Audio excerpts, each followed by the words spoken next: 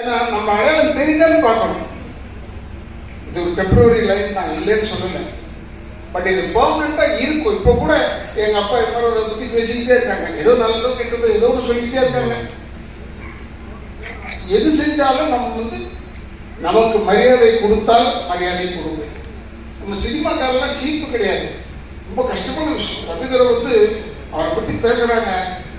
எல்லா வேலையும் எடுத்து செய்கிறாரும் போது எனக்கு ஆச்சரியமா இருக்கு. சின்ன பையன், இந்த வயசுல கூட நானே 71 வயசு இருக்கு. 51 வருஷம் இருக்கு சினிமாவில்.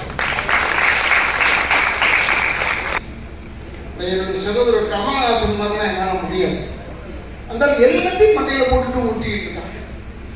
லண்டன் போட கூட சும்மா சுற்றி பார்க்கறதுக்கு போகிறதில்லை. அங்கே போய் அந்த ஏஐ போய் கற்றுக்கிட்டு அது இன்னும் ஆர்டிஃபிஷியல் இன்டெலிஜென்ஸ் சொல்லிக்கிட்டு அதை கற்றுக்கிட்டு ஆக அப்டேட்டாக இருக்கிறவர் அவர் மாதிரில நம்மளால முடியாது. நமக்கு எவ்வளோ ஏகப்பட்ட வேலை வெளிவேலை இருக்கு நிறைய. அதனால சொல்றேன். அதனால இதெல்லாம் நம்ம யோசிக்கிறதே இல்லை. வெறும் நடிப்பு, ஸ்டார்ட் கேமரா, நல்ல நடிப்போம். ஒரு பெரிய நடிகர் சொல்லியிருக்காரு என்னை பற்றி, ஏதாவது ஒரு படத்தில் போடலாம், லேட்டாக வருவார், சாப்பாடு அது வேணும் கேட்பாரு, படத்துக்கு இடம்லாம் இருக்காது கேட்பாருன்னு சொல்லாமல் அவர் ஒரே ஒரு வார்த்தை ஃபஸ்ட்டு நல்லா நடிப்பார் சார். அது ஒரு தொல்லை.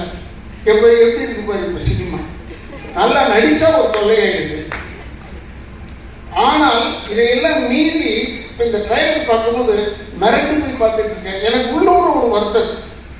நம்ம இல்லாமல் போயிட்டு இந்த ஃப்ரேமில் எல்லாரையும் யூஸ் பண்ணியிருக்காரு, எல்லாரையும் போட்டு காமிச்சிட்டாப்புல.